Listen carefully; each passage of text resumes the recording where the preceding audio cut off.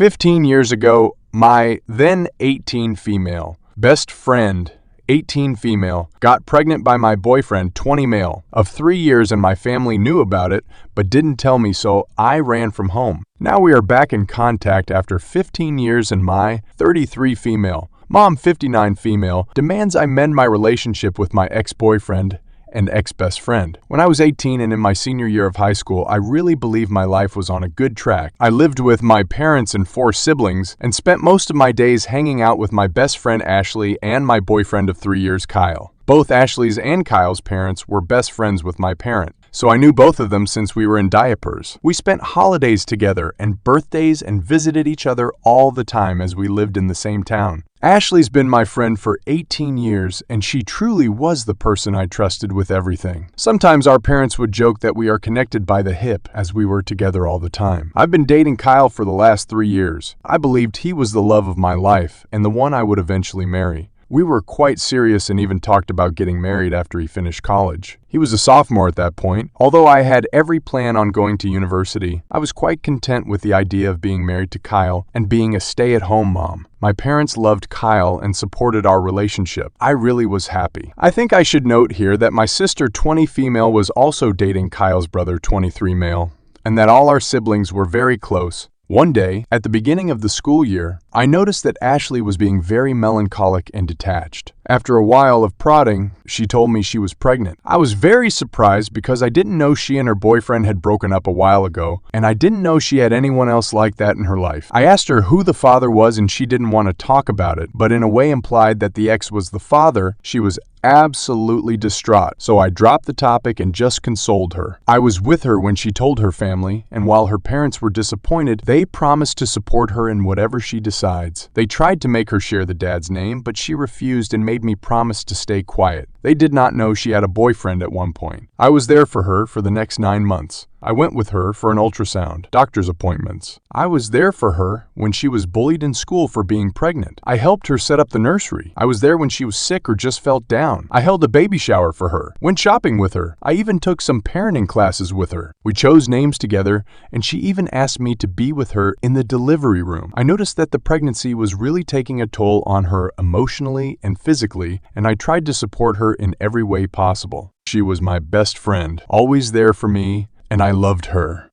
Some 2 weeks before her due date, I went to the mall to run some errands and ran into her ex. Although I promised never to contact him, the knowledge of my friend's emotional state sent me into a fit of anger, and I confronted him. I gave him a piece of my mind, told him what a piece of shit he was for leaving his ex pregnant and alone, and not caring for his unborn child. He was shocked and said that he had no idea what I was talking about. Ashley never told him about the pregnancy. And when I told him she was 9 months pregnant at the time, he said that it was not possible for him to be the father as they broke up over a year ago and had no relation since then. I was confused but apologized for yelling at him in the middle of the mall. After that, he became snarky, said some nasty stuff, and mentioned that maybe I should ask Ashley's friend Kyle if he is the daddy. I didn't really think about his words in any way. Kyle and Ashley have been friends their entire lives. We were always very close because of our parents' relationship, but they never showed any sign of being anything more. That evening, my younger sister and I were preparing to have a movie night. I began ranting to her about confronting Ashley's ex and his words. My sister, who is usually very outspoken, got quiet and didn't really respond to anything I said. After a while, she excused herself and went to the bathroom. I decided to go and get some snack and went downstairs to the kitchen and heard younger sister berating my mother. This part of my memory is really fuzzy as I was dealing with lots of emotions. My sister told my mom about me running into Ashley's ex and his words, and told my mom she no longer wanted to hide from me the fact that Kyle was Ashley's baby's father. I was shocked. Absolutely shocked. I stumbled into the kitchen and demanded an explanation. Both my mom and my sister became white as a sheet when they saw me, and my sister started crying her eyes out. My sister explained to me some things I also learned from other people later, that apparently during the end of the summer break, Kyle and Ashley attended the same house party, got drunk, and slept together. Ashley got pregnant and told Kyle, but they were both ashamed and afraid of telling me. They also didn't share this with their parents. Ashley, however, couldn't keep the secret and told her mom and dad who told Kyle's parents and later to mine as well. This all happened when Ashley was in her first trimester. By her second trimester, all of my siblings, Kyle's and Ashley's siblings, knew about this. Everyone except for me. I simply cannot explain the way I felt. I was physically ill for the next 3 days, and I couldn't speak to anyone. My parents were apologetic but explained that they didn't want to see me hurt or ruin everyone's relationship. I did not speak with Kyle or Ashley, although they bombarded my phone with messages and calls and also came to my house. I refused to see them. At one point, Kyle's mom came to our house and my mom allowed her into my room. While I was lying in my bed still ill and just emotionally drained from the betrayal, she tried to convince me to forgive them and how Ashley and the baby need me. I said nothing. 2 weeks later,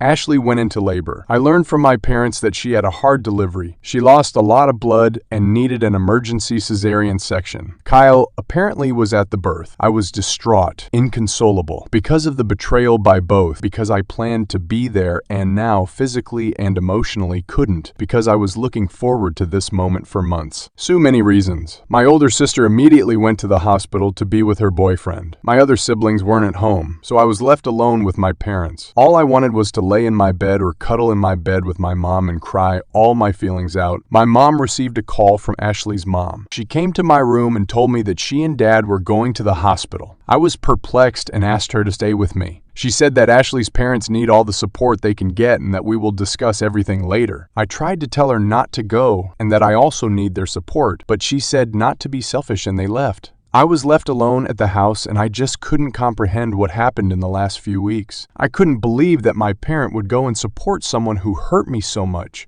while I was also here suffering. Am I really selfish to think like that? I don't know when, but my sadness turned into rage, the kind I never experienced before. In a fit of combined emotions and feelings of betrayal, I started packing my bags and decided to leave home. It didn't take a while, but I started having second thoughts and just sat in the living room feeling empty. After a while, I received a text from my sister. The text said that Ashley gave birth to a healthy girl and that they were both okay. She attached a pic of the newborn and told me they named her Sarah, the name Ashley and I chose some months ago. She sent a second text a while later, telling me that my parents and she were going to join Ashley's and Kyle's parents and going to a bar in the town to celebrate. I don't remember much after that. I think I was just consumed by everything and my memory is very foggy. I left. I took a train and left. I stayed at a hostel in Phoenix for a while. I got a job at a store and planned to finish high school there. My parents, siblings, Kyle, and Ashley tried to contact me. My mom was sending me a panicked voicemail demanding me to come back. They also reported me as a missing person, but I don't think it went anywhere as I was 18. Anyway, soon afterward I met Dean, 21 male. He also lived in Phoenix and had a complicated relationship with his family. We really connected and became friends soon. He helped me a lot at that time. I struggled. I had no idea how to take care of myself or how to, literally, be an adult. He introduced me to his group of friends, helped me finish high school. I moved in with him and his friends. He helped me deal with my pain. I really struggled at one point and also had some regrets. I wanted to see a therapist, but I most definitely couldn't afford it. He was there for me and supported me through everything, and I don't think I would have lasted long without him. We began dating after a year. He inherited some money from his grandpa and decided to move across the country to the big city. Although we weren't together for long,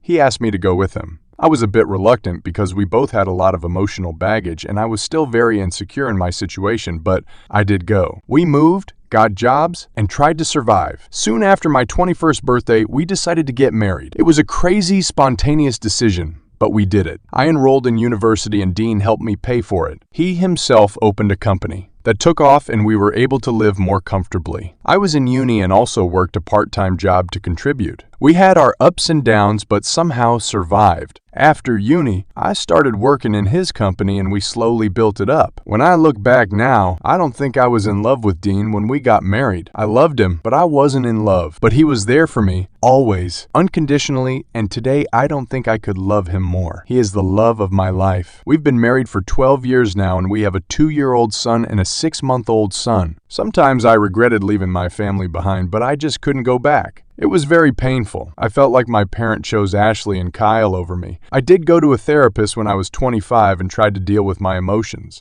Last year, at the beginning of the pandemic, I received an email from a 14-year-old girl named Evelyn. She explained that she was my niece, my older sister's and Kyle's brother's kid. She knew about me and wanted to meet me. Although I was reluctant to speak to her, we did exchange some emails. Let me note that she did not know what transpired 15 years ago, so the conversations were pretty innocent. We talked about her school, interest, and she talked about my family. I learned I had 10 nieces and nephews. I also learned that Kyle married Ashley 4 years after I left and had 2 sons besides Sarah. My parents continued to have a friendship with Kyle's and Ashley's family, and to me, it really felt like my family continued their normal life despite me being gone. She tried to talk to me about what happened, but I didn't really think it was my place to explain things to her. So I simply said that relationships change and things happen in life that make us go our separate ways. We continued talking ever so often for almost a year. In her email, this January, she expressed how the pandemic had a big effect on her entire family and how my parents were struggling to keep their house and both my brothers lost their jobs and struggled to keep up with the cost. I was surprised at her knowledge of this as she was only 14, but the hardship was also causing tensions between her parents. I started to deal with a lot of guilty feelings and regrets. I also just had my baby, so that was causing me lots of emotions. I talked to my husband and he was very supportive and told me that he would be there for me for whatever I decide. We are financially stable and the pandemic didn't have a great impact on our finances. We are not rich, but are able to live comfortably. After learning some more details and talking with Dean, we decided to help my parents with their house. A week ago, we flew back to my home state. I saw my family for the first time in 15 years. I had so many emotions, regrets, pains from the past, feelings of betrayal. My parents was, I think, relieved to see me. It was just such a weird day. We had a lengthy conversation and agreed to try and have some sort of cordial relationship. It's been so long and I am very awkward with them. Sometimes they feel like strangers. Dean and I spent a week there and we continued to have a conversation, and I truly believed that we were on a path to having a friendly yet distant relationship. But my mom started insisting I have a sit-down conversation with Kyle and Ashley. She explained that she wanted to go back to the way things were. I told her I refused to talk to them. Although I moved on, I simply have no ties with them now and don't want to rehash anything with them. I told her I am prepared to try and establish a relationship with them as they are my family, and I truly came to care for my niece, but that I don't want anything to do with Kyle, Ashley, or their family. I never demanded them to cease their relationship with their friends, but I don't want one. Dean supports me. My mom called me selfishly and said that I simply must try and heal our relationship. I told her I will not negotiate and that it's on her to decide whether or not she wants to have a relationship with me. She said okay, but 2 days later, I received a phone call from Kyle's mom. I did not give her my number, and she demanded I talk with Kyle and Ashley as my return caused tensions in their relationship and their emotional health. I hung up. I called my mom and confronted her. Apparently, she gave that woman my number to heal our family bond. I told her that she was choosing them over me again. She cried and yelled at me that I was selfish and that she just wanted her family back. I hung up. It's been days since I spoke to any of them, although my mom and Kyle's mom keep on calling. Although I think I am right, and I believe I should prioritize my well-being and the well-being and happiness of my husband, who has been behind me 100% and even told my mom off. And my sons, I am starting to have some regrets. I don't know if I should listen to my mom and speak to Ashley and Kyle. I question whether I was overreacting 15 years ago. I am questioning whether I am truly being selfish for not actively trying to repair the relationship. I would really appreciate any advice or opinion on what to do in this situation. Suddenly, I am questioning the entire course of my life. I am so lost and I don't know what to do. Update. 2 years later, a lot of things have happened in the last few years, not all great. I never mentioned my little sister in my original post. Her relationship with my parents went downhill after I left home, and she went no contact with them when she was 20. I received her number from our older sister, and although it was awkward at first, it's been 15 years after all. We did start speaking again. She was very angry at me for leaving. A lot has happened in her life, and it wasn't the easiest. She has a toddler and a baby of her own, and I have to say that the kids have helped us bond again. She's my best friend, and we talk every day. As for my other siblings, I'm in regular contact with both my brothers, although we aren't close. My older sister and I have a good relationship now, but last year we've had a longer period of not speaking. As she is married to Kyle's brother, it was hard for her to deal with all and their family drama. We are cool now, and I have a lovely relationship with my nieces and nephews. I didn't go to my niece's birthday party. It just seemed like it would be too hard for me. Now to my parents, this one is a little painful for me to write, and at the time it felt like I was reliving reliving all those shitty emotions I had at 18. My mom didn't let up with her pestering over me, not talking with Kyle and Ashley. Her calls for that continued for months, even after I was home again. It bordered on emotional blackmail. She blamed me for not honoring her wishes, for her friendship problems and health problems, and even accused me of keeping her grandbabies from her. Last June, I had my daughter, and it seems like that sent her completely over the rail. What I mean by that, 100 plus calls a day, messages every 20 minutes to pester me about random things, sending me updates about people I never want to know about. When she started pestering Dean, I was done. I was afraid to block her, so I spoke to my father. This was probably the first time in the last 17 years that we had a true heart-to-heart conversation. I was emotionally drained, tired from caring for 3 children, and just over everything. I've probably poured all my feelings and emotions onto him. I don't know what happened to them afterwards. He doesn't speak much about it. Her calls slowly ceased, and something else must have happened because in August he filed for a divorce. My father and I are in regular contact, although I don't think we'll ever be back to normal. Mom is devastated. In August, her calls became insane, and apparently not just with me. I've changed my number since then, and as of February, she has not been able to reach me. I've been told by one of my brothers that she has problems with anxiety and depression and lost a lot of friends. I don't really know whether or not she continues to have a relationship with Kyle and Ashley's family. I don't want to have anything to do with her anymore, nor do I want her near my kids. The things she's said to me about me and about my husband, whom she really doesn't know, and after 15 years of no contact, is crazy. Although I regret not having a mom, I feel like trying and fighting to repair the little remnants of our relationship would be a waste of my emotional energy and just pure torture. As for Kyle and Ashley, I've received some calls from Kyle's mom. I blocked her, and no other calls have been received from anyone. I really don't know what they are doing, or where they are doing, or where they are. I've had no contact with them. The only thing that really happened is that in August, when shit went downhill, my brother-in-law, Kyle's brother, brought me a letter apparently written by Ashley. I've not opened it, and I really don't know if I want to. I feel like I've moved on from them, but on the other hand, I'm curious as to what she has to say after so many years. However, that in itself could bring back bad emotions. I'm doing okay now with my babies and Dean, who is a real trooper in all of this. I'm trying to focus on my family, and I really hope that this is all behind me. Update: during the last few months since I posted my update, I have received many messages with advice and words of support. I have no way of thanking you, but know that your words truly mean a lot to me. I try to reply to everyone, but it sometimes takes me a while. A lot of questions have been asked in these messages, and I can't answer them all at this time. I plan on updating soon. Just to quickly answer the most common ones. 1. I have not read the letter yet. Soon after updating, I started therapy again, and Dean and I decided that it would be best if I gave the letter to my therapist and let him decide when and if I am ever ready to read it. 2. I have not spoken to my mom since the update. I've received messages on Facebook from her and Ashley's mom, which is a first. The latter I didn't even read. I've since deactivated my Facebook for the time being. 3. Neither Kyle nor Ashley tried to contact me via any social media. The only thing I know is that Kyle was asking my brother-in-law for my address or number, but brother-in-law refused them. That's when Ashley gave him the letter. Brother-in-law is in no contact with his family's ATM. 4. They are separated as per my bill, but he does not know whether they are divorced or not. 5. Last week, my dad was in town. He does not know my address and has never been to my house. For the first time in almost 2 decades, we had an open, honest conversation. I have to admit it was a lot, and I was not good for a few days afterwards, but it was necessary. I learned a lot about my mom. A lot of you tried to imply there must have been something in her past to make her the way she is, and the time between them learning Ashley was pregnant and my return 2 years ago. It's a lot to unpack, and I'll probably be in therapy for a long time. It's a lot, really, so I'll have to write a separate update. 6. Also, my little sister. She was not at fault, and I never blamed her for hiding the secret from me. She was a teen, and she knew it was wrong, but she was put under a lot of pressure by our mom. After I left, her life was hell, and our mom was insufferable and blamed her for a lot of things.